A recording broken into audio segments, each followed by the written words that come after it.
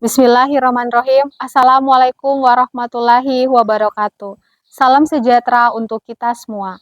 Perkenalkan, saya Mika Sugarni, STRKEP MKEP, dosen tetap program studi Diploma 3 Kebidanan Fakultas Vokasi Universitas Karya Persada Muna.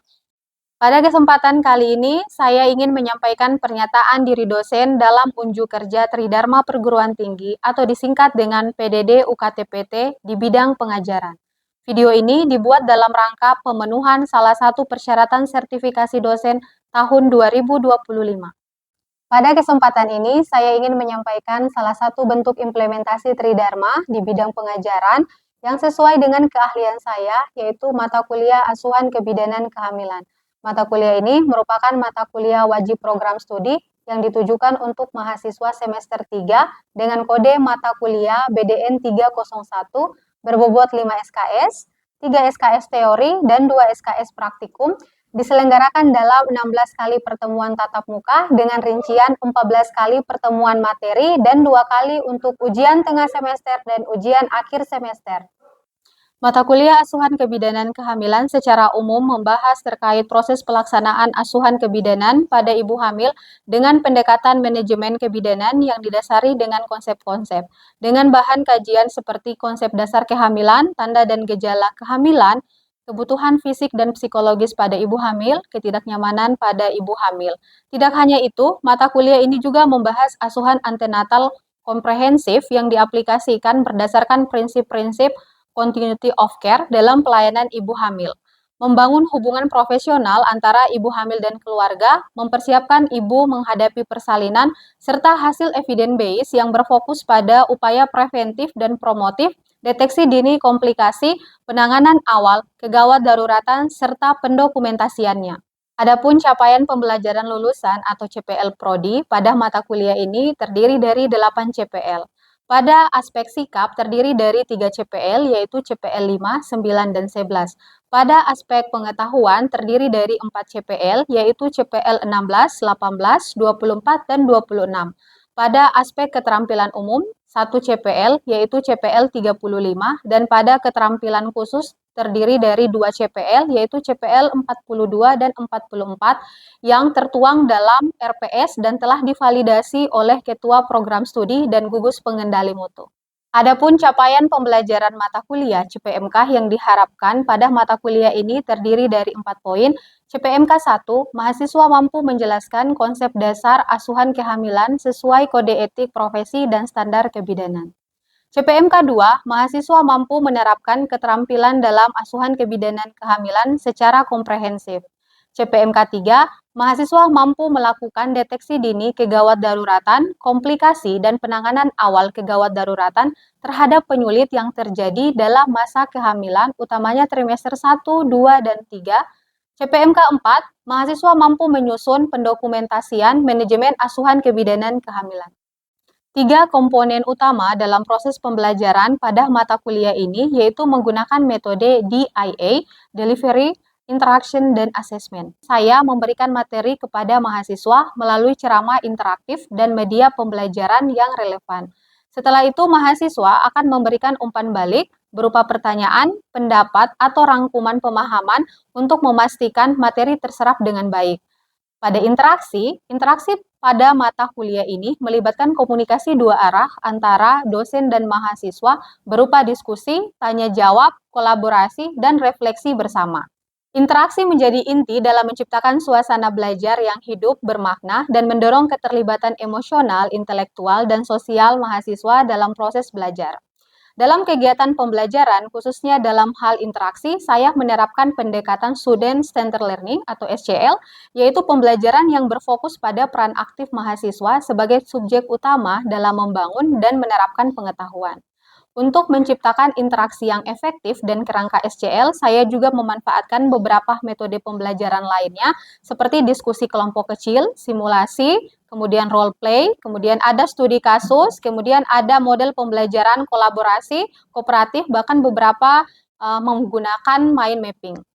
Yang ketiga yaitu asesmen. Asesmen atau penilaian yang saya lakukan dalam mata kuliah ini mencakup aspek formatif, Untuk penilaian proses melalui kuis, tugas individu dan kelompok, serta penilaian kehadiran sikap dan keterampilan sesuai dengan RPS. Selanjutnya yaitu asesmen sumatif untuk penilaian akhir yaitu berupa ujian tengah semester dan ujian akhir semester. Komponen nilai yang meliputi kuis 5%, tugas 10%, aktivitas partisipatif 50% yang merupakan hasil perkumpulan dari nilai praktikum, kehadiran, dan sikap, kemudian ujian tengah semester 15%, ujian akhir semester 20%.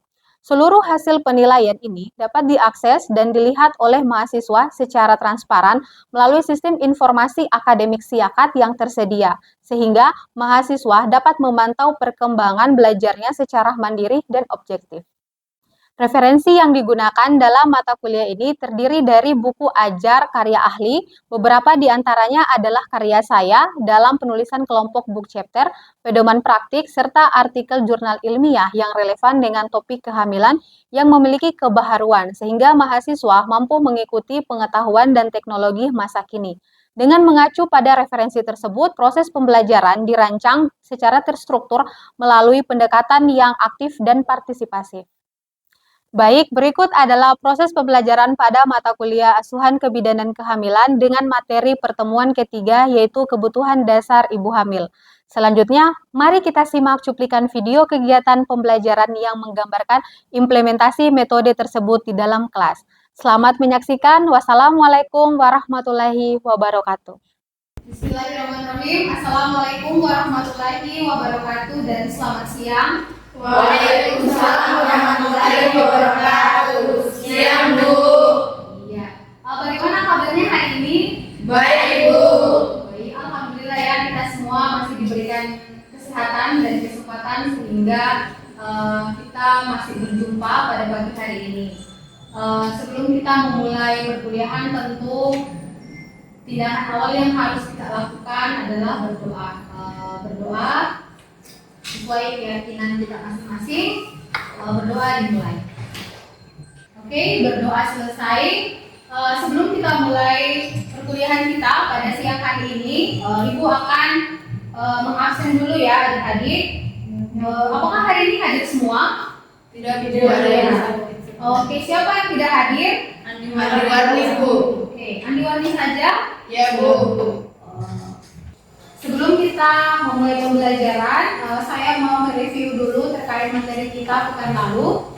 Dari mahasiswa mungkin ada yang masih ingat materi apa yang kita pelajari pekan kemarin? Saya, Bu. Ya, oke, Natasha. Yang pertama itu tanda pasti kehamilan.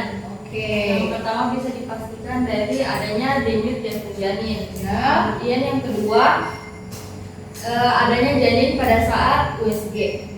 Oke. Ya. Jadi tanda pasti hamil itu kita bisa mengetahui dengan pemeriksaan USG ya. Dimana kita lihat ada janin di dalam uterus, kemudian bisa kita pastikan dengan melakukan Leopold, ada gerakan janin. Ya, selain Natasha mungkin ada lagi. Ya, oke, silakan Hikmah. Yang kedua itu tanda yang tidak pasti. Oke, tanda tidak pasti. Sering mual kecil, kepala, mual muntah. Oke, jadi tadi ada tanda pasti dan ada tanda tidak pasti ya. Jadi selain tanda pasti dan tanda tidak pasti, saya ingatkan kembali ada juga tanda kemungkinan hamil. Nah, apa saja itu? Sesaja plasmidesnya positif ya, terjadi pembesaran terus atau pembesaran daerah abdomen. Oke, saya pikir masih diingat, jadi sudah tuntas ya pembelajaran kita pekan lalu. Kemudian sebelum kita mulai pembelajaran kita, ada beberapa gambar yang perlu saya tampilkan. Coba dilihat bersama gambar yang ada di depan ini. Ada 3 gambar berbeda. Kira-kira dari gambar yang ada di hadapan adik-adik, apa yang bisa kalian kemukakan? Mungkin 1 atau 2 orang dari mahasiswa bisa memberikan pendapat terkait gambar yang ada di depan. Ya, silakan Riyati. Baik, Bu. Dari gambar yang ada di depan yaitu yang ibunya berada di pantai, di mana ibunya butuh refreshing atau jalan-jalan. Oke. Yang ibunya sedang tidur, maksudnya di sini ibu hamilnya butuh istirahat. Yang gambar ketiga yaitu ibunya sedang berjalan, artinya ibu sedang berolahraga kecil. Tadi apa yang disampaikan oleh Bu Riyati sudah sangat tepat. Jadi mungkin sudah ada gambaran ya dari 3 gambar yang ada di depan ini. Kira-kira kalian sudah terpikir kita akan belajar terkait apa? Kebutuhan dasar Ya, jadi pada gambar ini sudah memberikan gambaran umum bahwa hari ini kita akan belajar terkait kebutuhan dasar pada ibu hamil. Oke, sebelum masuk pada pokok pembahasan kita, ada beberapa hal yang perlu saya sampaikan kepada mahasiswa. Yang pertama adalah capaian pembelajaran kita pada pertemuan ketiga. Pada akhir perkuliahan, mahasiswa mampu menganalisis dan menjelaskan kebutuhan dasar pada ibu hamil. Ya, dengan tujuan pembelajaran kita ada 2 subpokok pembahasan, yaitu mahasiswa mampu menjelaskan terkait kebutuhan dasar fisik dan terkait kebutuhan dasar psikologis pada ibu hamil. Jadi pada hari ini kita akan membahas terkait kebutuhan dasar fisik dan kebutuhan dasar psikologis. Ini adalah subtopik yang akan kita bahas. Ada kebutuhan fisik ibu hamil, ada beberapa poin di sini, mulai dari kebutuhan oksigen sampai kebutuhan untuk liburan. Kemudian ada kebutuhan psikologis ibu hamil, ada support keluarga, kemudian support tenaga kesehatan, rasa nyaman dan aman yang diperoleh oleh ibu hamilnya. Kemudian bagaimana sih ibu hamil menyiapkan diri menjadi orang tua. Oke, kita masuk pada kebutuhan dasar fisik ya. Yang pertama adalah kebutuhan oksigenasi. Nah, kenapa oksigenasi ini penting? Coba dilihat di sini slide-nya. Oksigen sangat penting bagi janin untuk pertumbuhan dan perkembangannya ya. Jadi kekurangan oksigen akan berakibat fatal bagi janin yang sedang tumbuh. Jadi ada akibatnya jika kebutuhan oksigenasi pada ibu hamil ini tidak terpenuhi. Kemudian yang kedua adalah kebutuhan nutrisi ya. Asupan gizi ibu hamil tentu merupakan salah satu faktor yang penting untuk pemenuhan nutrisi ibu hamil. Jadi mulai dari vitaminnya, zat besinya, karbohidratnya, protein, semua harus tercukupi dengan porsi yang sudah ditentukan. Kemudian tadi sudah oksigenasi, kemudian sudah nutrisi, kita lanjut pada personal hygiene ya. Apa saja itu personal hygiene? Nah, sini ada kebutuhan mandi. Ya, kebutuhan mandi, kemudian ada perawatan vulva dan vagina, perawatan gigi dan mulut, perawatan kuku, ataupun perawatan rambut dan kulit. Kita lanjut lagi pada kebutuhan fisik berikutnya, yaitu terkait eliminasi. Nah, biasanya kalau ibu hamil tentu mengalami masalah terkait BAB dan BAK. Biasanya untuk BAB-nya rata-rata ibu hamil itu mengalami obstipasi ya, atau konstipasi, sehingga sisa metabolismenya itu susah untuk dikeluarkan. Kemudian berbicara terkait buang air kecil, biasanya pada ibu hamil itu utamanya pada trimester 2 dan 3 biasanya mengalami frekuensi buang air kecil yang cukup sering ya. Apa saja yang menyebabkan? Di sini kita lihat ada 3 poin utama ya. Yang pertama adalah karena adanya penekanan kandang kemih terhadap pembesaran uterus. Jadi beberapa organ yang berada di sekitaran genitalia interna itu ditekan oleh uterus yang setiap ibunya tentu mengalami pembesaran. Kemudian kita masuk pada kebutuhan seksual. Nah, ternyata ibu hamil juga itu perlu dicukupi terkait kebutuhan seksualnya. Nah, di sini berbeda-beda ya. Ada kebutuhan seksual trimester 1 di mana awalnya biasanya gairah seksnya menurun. Kira-kira ada yang tahu kenapa bisa menurun? Trimester 1. Ya, trimester 1. Biasanya karena apa? Yang pertama, Karena ibunya mungkin masih fase mal muntah, Bu. iya betul, karena biasanya di trimester 1 itu terjadi emesis atau bahkan mungkin hiperemesis ya. Kemudian yang kedua trimester kedua, nah di sini sudah agak muncul karena ibu sudah mulai bisa beradaptasi terhadap kehamilannya. Lain lagi ketika masuk di trimester ketiga, karena kenapa? Ibu mulai tidak nyaman lagi. Ya, biasa di trimester 3 itu ibu mengalami beberapa masalah psikologis, ya, ada rasa khawatir, rasa cemas, mengingat persiapan persalinan. Kemudian kita masuk pada mobilisasi dan body mekanik ya. Yang pertama adalah apa sih manfaat mobilisasi itu untuk ibu hamil? coba kita lihat di sini. Pertama adalah untuk sirkulasi darah itu menjadi baik, jadi memperlancar sirkulasi darah. Kemudian dengan mobilisasi juga ternyata bisa menambah nafsu makan bagi ibu hamil, ya. Kemudian pencernaannya juga lebih baik dan ibu harapannya dengan melakukan mobilisasi atau body mekanik bisa tidurnya itu lebih nyenyak, lebih berkualitas. Nah, tadi body mekanik, sekarang adalah olahraga yang aman atau yang dianjurkan dalam kehamilan. Yang pertama di sini ada berenang, ada yoga. Kalau yoga dalam kehamilan berarti dia prenatal yoga ya. Kemudian senam aerobik ringan atau kita kenalnya dengan senam ibu hamil. Di mana senam ibu hamil ini sudah menjadi salah satu program ya di setiap unit pelayanan primer, yaitu puskesmas. Kemudian berjalan kaki. Nah, biasanya ibu-ibu melakukan aktivitas ringan ini atau olahraga dengan berjalan kaki biasanya menjelang trimester 2 dan paling sering itu di trimester 3. Kemudian pilates. Nah, pilates ini juga ada beberapa kategori ya. Tentu kalau untuk ibu hamil kita menggunakan atau memakai alat-alat yang aman. Nah, masuk ini tadi kebutuhan tidur ya. Ada tadi gambarnya di slide-slide awal. Kebutuhan tidur ini juga salah satu cara untuk melepaskan kelelahan fisik atau kelelahan jasmani, bahkan kelelahan mental yang dialami oleh ibu. Kemudian imunisasi. Nah, imunisasi ini juga tidak kalah penting ya. Kalau ini adalah yang wajib ya, yang pelaksanaan ini dilakukan baik di posyandu ataupun di puskesmas. Jadi ada TT1, TT2, TT3, TT4 dan TT5. Kemudian traveling. Nah, ini juga tadi sudah ada gambar di slide-slide awal ya. Sebagian perusahaan penerbangan itu mengizinkan ibu hamil terbang pada usia kehamilan 35 minggu. Nah, sebenarnya tidak hanya 35 minggu, asalkan ibu hamilnya dalam kondisi yang stabil, tidak ada masalah, tidak ada riwayat masalah terkait kehamilannya, misalnya sebelumnya pernah mengalami keguguran. Nah, jadi sebenarnya tidak perlu menunggu sampai 35 minggu, biasanya itu tetap diizinkan. Yang penting ada surat izin terbang ya. Nah, kemudian ibu hamil harus hati-hati dalam membuat rencana perjalanan. Kenapa? Karena biasanya ibu hamil itu cepat lelah. Maka perlu dipikirkan, perlu direncanakan kira-kira aktivitas apa yang bisa dia lakukan selama liburan.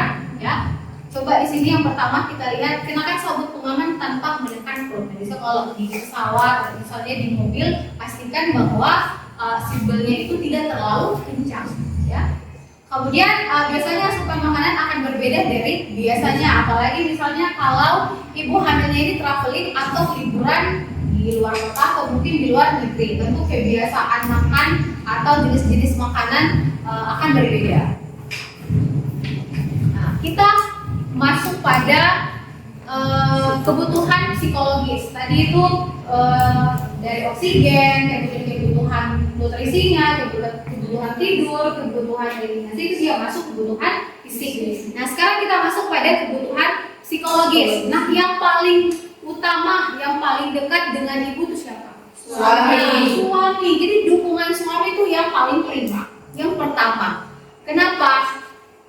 Di sini bisa dilihat ada beberapa poin ya. Misalnya suami sangat mendambakan bayi dalam kandungan istrinya. Kemudian suami merasa senang dan bahagia ketika mendapat keturunan, sehingga perhatian yang diberikan kepada istrinya, kepada si ibu hamil ini adalah perhatian yang optimal ya, memaksimalkan semua kebutuhan ibu supaya terpenuhi. Kemudian selain dukungan suami, ternyata dukungan suami ya, ternyata dukungan keluarga juga itu memberikan efek secara psikologis kepada ibu hamilnya. Kenapa? Coba misalnya di sini kalau ibu hamilnya ya diterima oleh keluarganya, nanti ibu hamil itu akan senang. Kemudian dari pihak keluarga juga akan membantu ibu untuk memenuhi kebutuhannya ya. Nah, kemudian tadi kita sudah bicara terkait dukungan suami, kemudian dukungan keluarga, itu masih dalam lingkup terdekat dari ibu hamil ya. Kemudian ini bagian luar ya, adalah support tenaga kesehatan. Siapa saja ini kita ini kalian ini yang nanti akan menjadi bidan, ya. Apa yang bisa dilakukan oleh seorang bidan? Yang pertama adalah bidan melayani ibu dengan baik dan ramah. Jadi kita harus menampilkan ekspresi yang ramah, ya, supaya ibunya itu juga nyaman ketika kita lakukan pemeriksaan.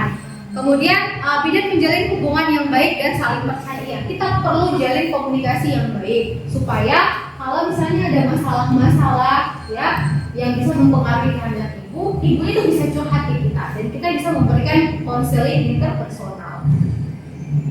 Kemudian bidan memberikan kesempatan pada ibu untuk bertanya dan menjawab. Jadi pastikan setiap kita lakukan konseling atau ibunya berkunjung ke kita, ya, ke klinik, ke puskesmas, pastikan bahwa ada tanya jawab singkat antara si pasien dan si bidan. Kenapa? Kita perlu tahu perkembangan kondisinya ibu, apa yang terjadi, ya. Apakah ibu rutin mengonsumsi asam folatnya, apakah ibu rutin melakukan kunjungan ANC. Jadi kita perlu tahu dia teratur atau tidak nih jadwal pemeriksaannya.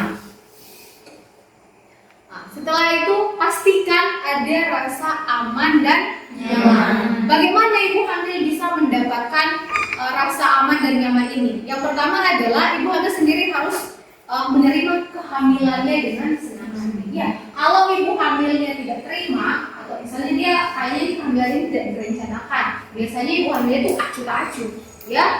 Kemudian kasih sayang dari orang terdekat. Siapa orang terdekatnya ibu? Suami, kemudian keluarga. Kemudian untuk memperoleh rasa aman dan nyaman, ini dapat dilakukan dengan relaksasi atau dari dukungan orang terdekat, misalnya teman, ya. Kemudian rasa nyaman saat hamil dapat dirasakan jika ibu hamil dengan posisi duduk, kemudian dia berdiri terus berjalan dengan benar. Jadi kita perlu ajarkan juga ibu bagaimana posisi duduk atau posisi berbaring, ya. Kenapa? Jangan sampai posisi baringnya itu bermasalah sehingga kebutuhan atau asupan oksigen untuk si janin itu bisa terganggu. Kemudian pastikan juga ibu hamil tidak terlalu lama berdiri. Ya, kenapa? Jangan sampai dia mengalami kram. Nah, terus yang ini persiapan menjadi orang tua. Ya, jadi ibu hamil itu bahkan sebelum hamil sebenarnya ibunya itu harus sudah mempersiapkan diri sebagai orang tua, apalagi sudah masuk masa kehamilan. Ya, yang pertama di sini adalah kita berbicara terkait ayah atau kepala keluarga. Bagi seorang ayah merupakan beban besar dari segi biaya, termasuk biaya kehamilan, biaya persalinan atau biaya peralatan yang diperlukan itu selama kehamilan. Jadi kalau si suami istri ini, ya, sudah mempersiapkan diri menjadi orang tua, maka terkait kebutuhan atau biaya selama masa kehamilan, biaya persalinan dan peralatan yang digunakan itu sudah mulai dipersiapkan. Kemudian persiapan psikologis untuk merawat bayinya, ya, dan anak sebelumnya ini kalau misalnya ibunya hamil kedua atau hamil ketiga. Kemudian ibu yang sedang hamil juga harus sudah menyiapkan diri menjadi ibu karena akan bertambah beban dan tanggung jawabnya karena kehadiran bayinya. Jadi kita perlu pastikan, ya, pasiennya kita ini, kliennya kita ini betul-betul siap menjadi orang tua. Kenapa kita harus memastikan si ibu ini siap menjadi orang tua? Kenapa kita bisa? Alasannya adalah yang pertama, ibu hamil perlu menyiapkan diri menjadi orang tua supaya dia bisa memberikan perawatan dan memaksimalkan pertumbuhan dan perkembangan bayinya. Jadi tidak tidak terjadi pengabaian terhadap anak yang sudah dilahirkan. Oke, nah itu tadi materi kita di siang hari ini terkait kebutuhan fisik dan kebutuhan psikologis. Nah, dari penjelasan ibu tadi, jangan sampai ada yang masih kurang atau yang miss, yang belum terlalu jelas, atau ada yang ingin ditanyakan. Ya, Bu. Ya, silakan Enda. Apa pertanyaannya, Dek?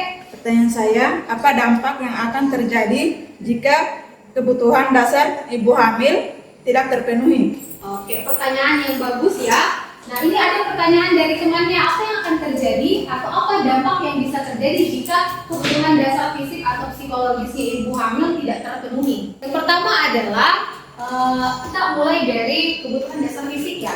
Pertama, oksigenasi. Kalau kebutuhan oksigennya tidak tercukupi, otomatis nutrisi juga yang masuk ke janin itu akan terganggu. Kalau nutrisinya terganggu, cakupan oksigennya juga tidak memadai, itu bisa mempengaruhi proses pertumbuhan dan perkembangan janin. Ya, bahkan ada beberapa kasus kematian janin dalam rahim atau misalnya ada cacat bawaan, ya, itu bisa diakibatkan karena kurangnya nutrisi, ya, atau mungkin kalau kita lihat dari segi psikologis, bisa saja ibunya stres. Kalau ibunya stres, tentu asupan nutrisinya terganggu, ya, kebutuhan istirahatnya juga terganggu. Nah, jadi hal-hal yang harus dipenuhi mulai dari kebutuhan fisik, kebutuhan psikologis itu sebenarnya kenapa dia harus terpenuhi dan wajib untuk dipenuhi adalah untuk memberikan kesejahteraan bagi janin, ya, untuk memberikan kehidupan yang baik selama masa kandungan, ya. Kenapa? Karena pertumbuhan dan perkembangan janin di dalam rahim selama masa kehamilan itu dipengaruhi oleh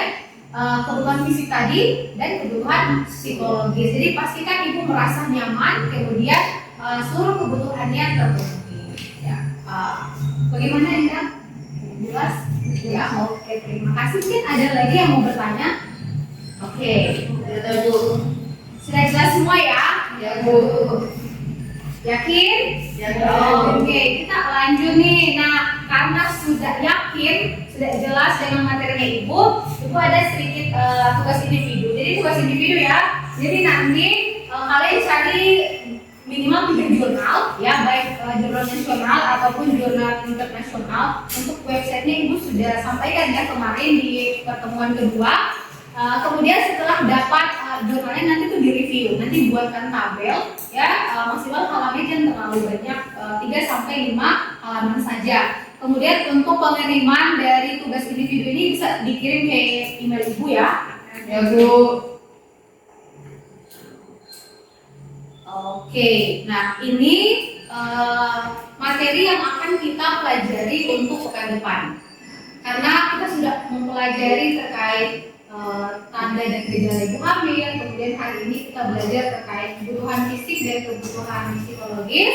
Pekan depan kita akan mempelajari terkait ketidaknyamanan pada ibu hamil trimester 1, 2, dan 3. Ya, jadi ini tolong kalian cari-cari sumber terkait topik yang akan kita pelajari pekan depan. Oke, nah ini ada sedikit kuis untuk bahan evaluasi saya terkait materi yang kita sudah pelajari hari ini. Ya, silakan naikkan 1 lembar kertas. Kemudian waktunya tidak usah terlalu lama, pertanyaan kan cuma 2 ya.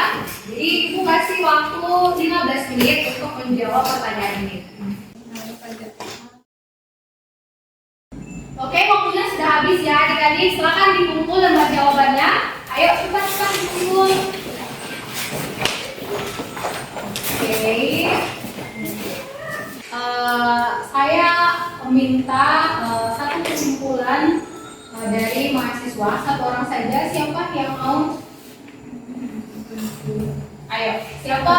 Atau Ibu sebut ya namanya. Ya, coba Nuriati, kira apa yang kamu dapatkan selama pembelajaran kita pada hari ini? Adapun kesimpulan yang saya dapat tarik pada pelajaran hari ini yaitu kebutuhan dasar ibu hamil, di mana yang pertama yaitu kebutuhan fisiknya dan kebutuhan psikologisnya. Yang pertama kebutuhan fisiknya yaitu kebutuhan nutrisi, eliminasi, kebutuhan istirahat, terus kebutuhan psikologisnya yaitu perasaan nyaman dan aman. Oke, Saja yang saya dapat. terima kasih ya. Kira-kira pemahamannya Nuriati sama tidak dengan pemahaman yang lain? Ya, jadi materi hari ini terkait kebutuhan fisik dan kebutuhan psikologis pada ibu hamil. Baik, kalau misalnya masih ada beberapa pertanyaan yang ingin ditanyakan dan tidak sempat ditanyakan hari ini, adik-adik bisa menghubungi saya di email saya, dan ini kontak WhatsApp ya. Itu saja yang bisa saya sampaikan, yang bisa saya bagi kepada mahasiswa pada pertemuan kita hari ini. Akhir kata saya ucapkan wabillahi taufiq wal hidayah. Wassalamualaikum warahmatullahi wabarakatuh. Waalaikumsalam warahmatullahi wabarakatuh.